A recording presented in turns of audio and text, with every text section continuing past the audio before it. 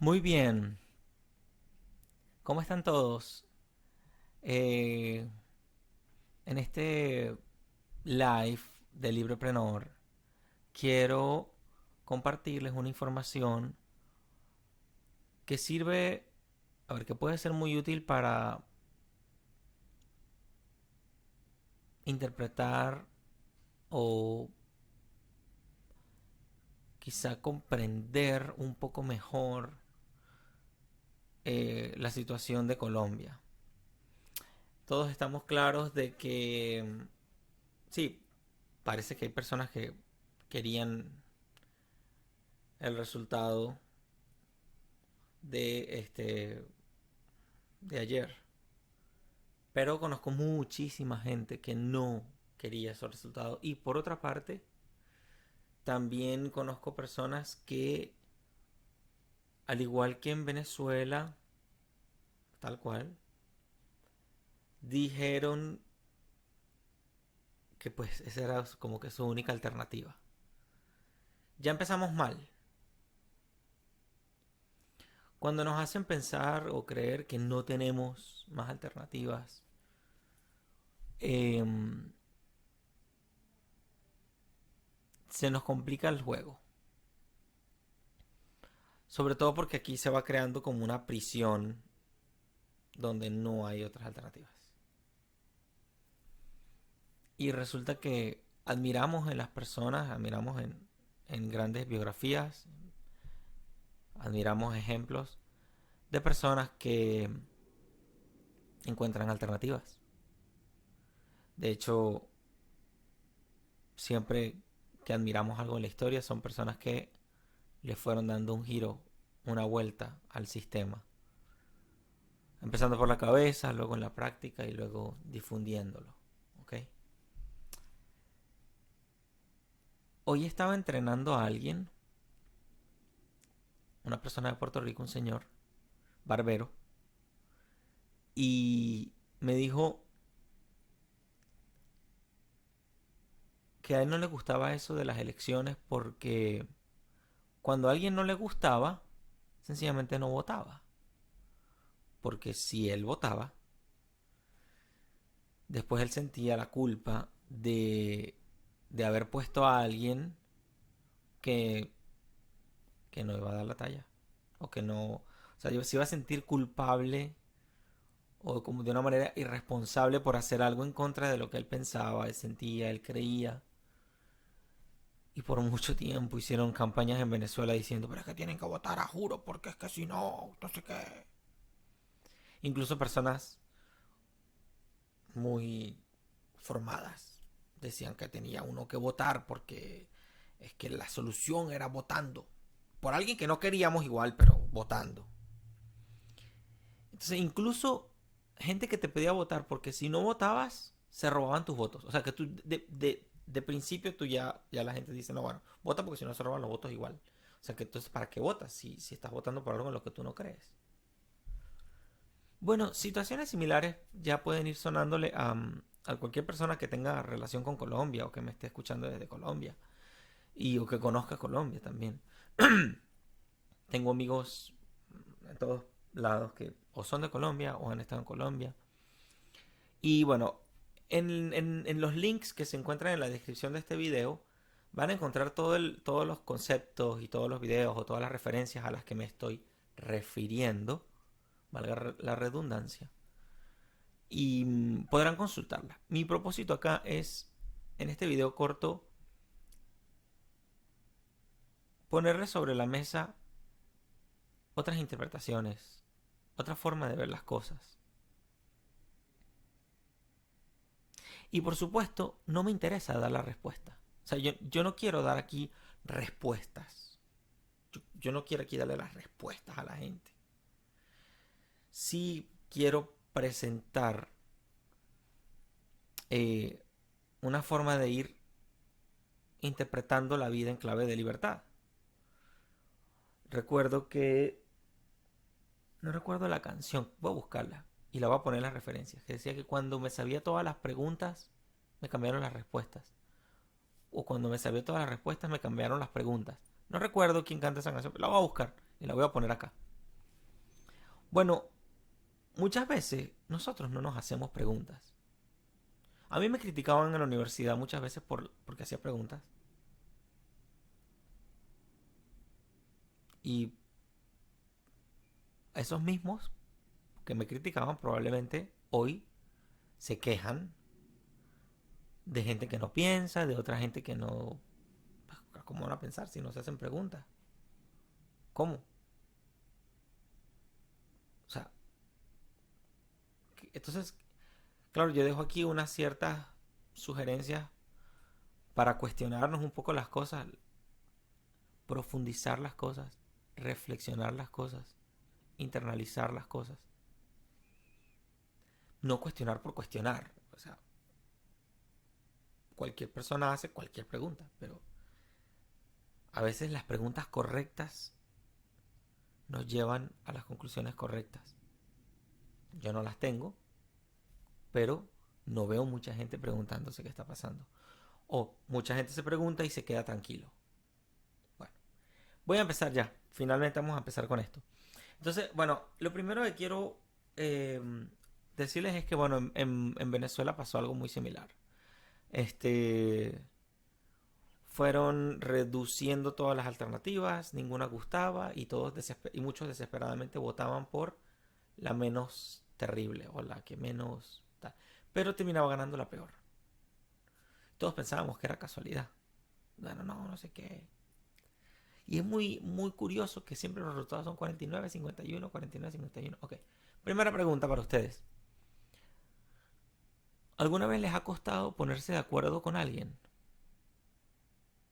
¿Alguna vez les ha costado que tres personas se pongan de acuerdo con otras tres personas?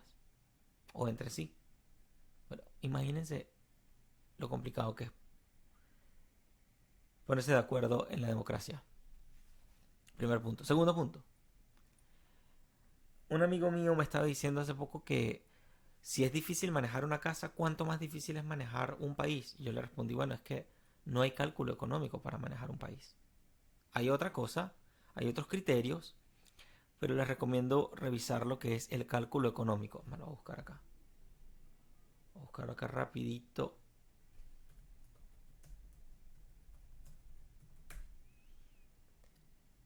Aquí está. Otro link para la colección. Se los voy a dejar acá. ¿Qué es el cálculo económico? Porque muchas veces uno se queda con, bueno, con, no sé, uno se queda ahí como en el aire. Voy a ponerlo acá en los vínculos. Ok, sigamos entonces. Muy bien, ya ahí tengo lo del cálculo económico. Bueno, lo primero es la palabra demagogia. Todos estos links están disponibles en la descripción del video. Solamente les voy a leer por encimita. Esto no es una investigación, esto es solamente una googleadita así medio random. Cosas que puede hacer cualquier ser humano, cualquier persona puede ponerse a hacerlo.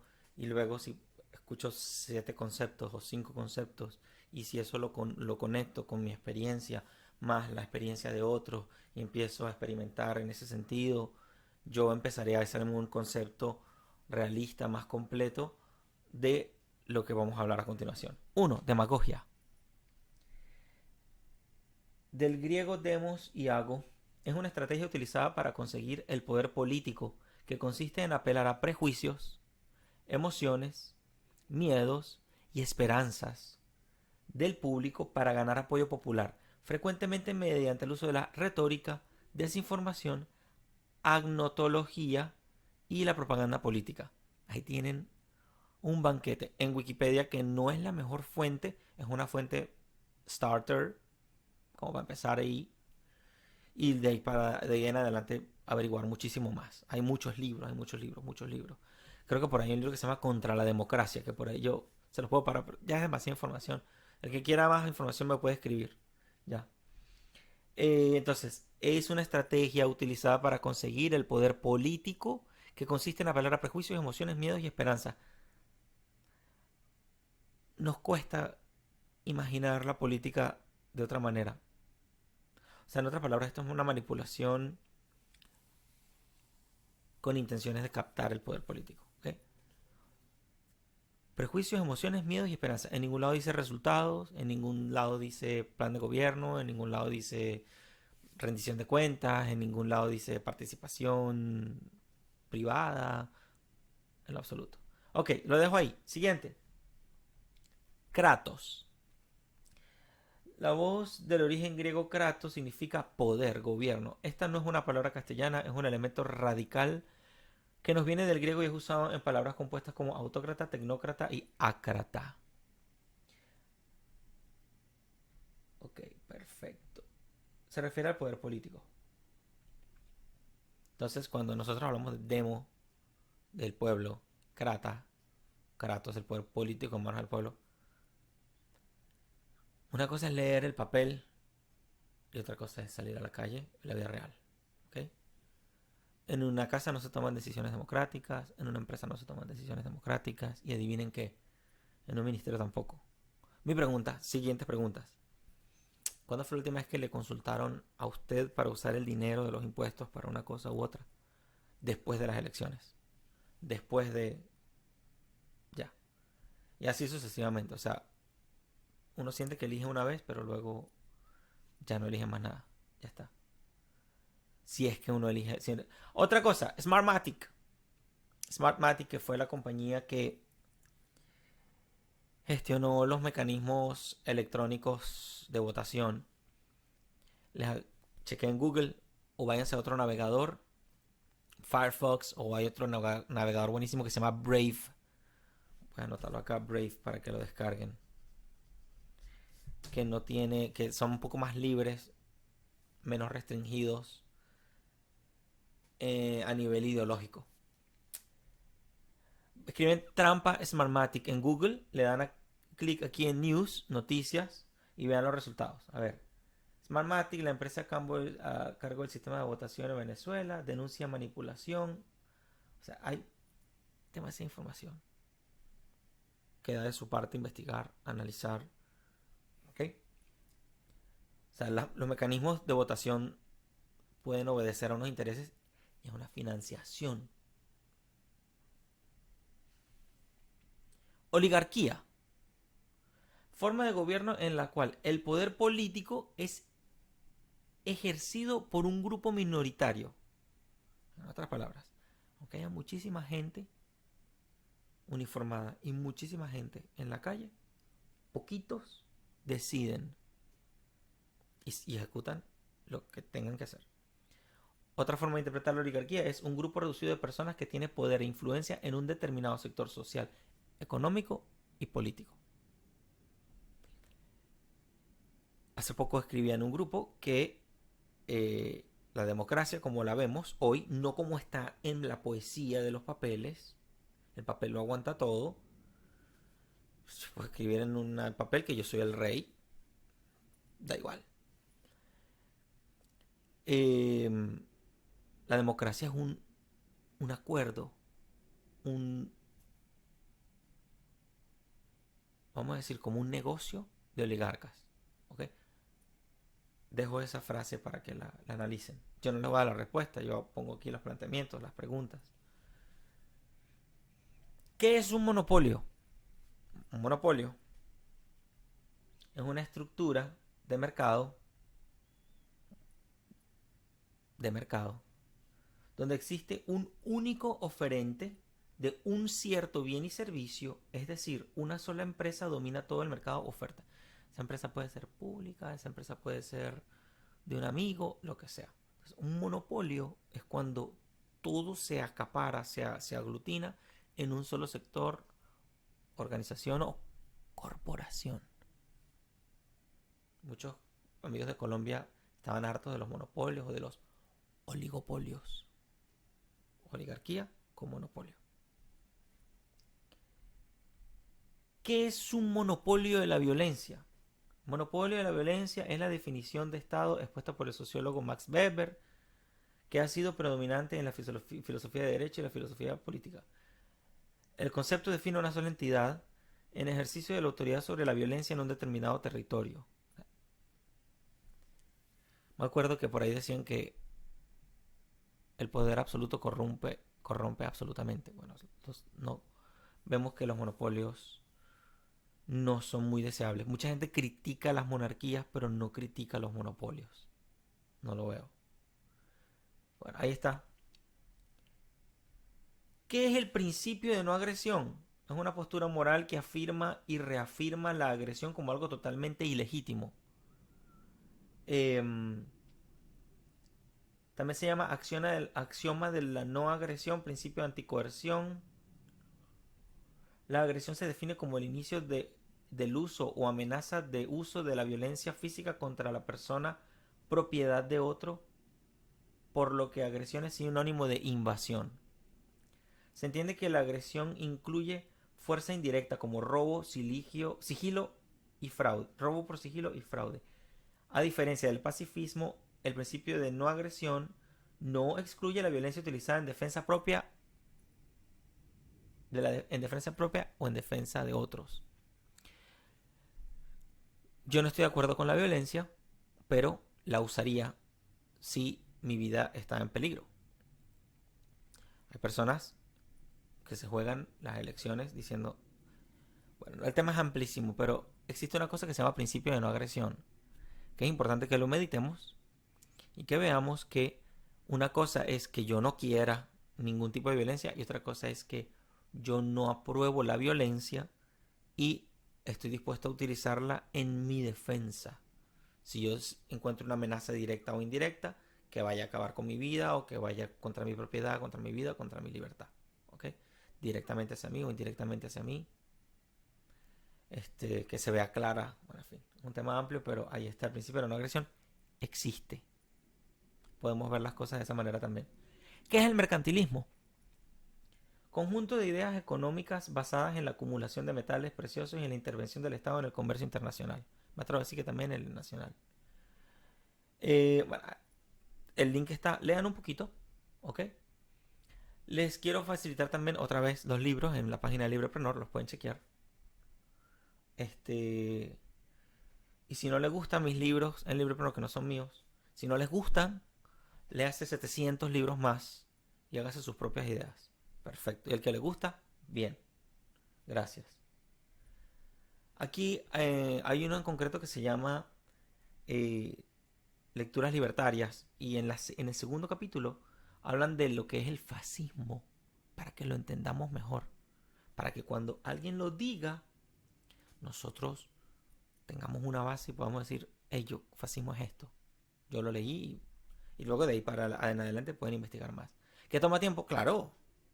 O sea, en un día le entregamos las llaves de 4 años del país a otra persona, 4 o 5 años.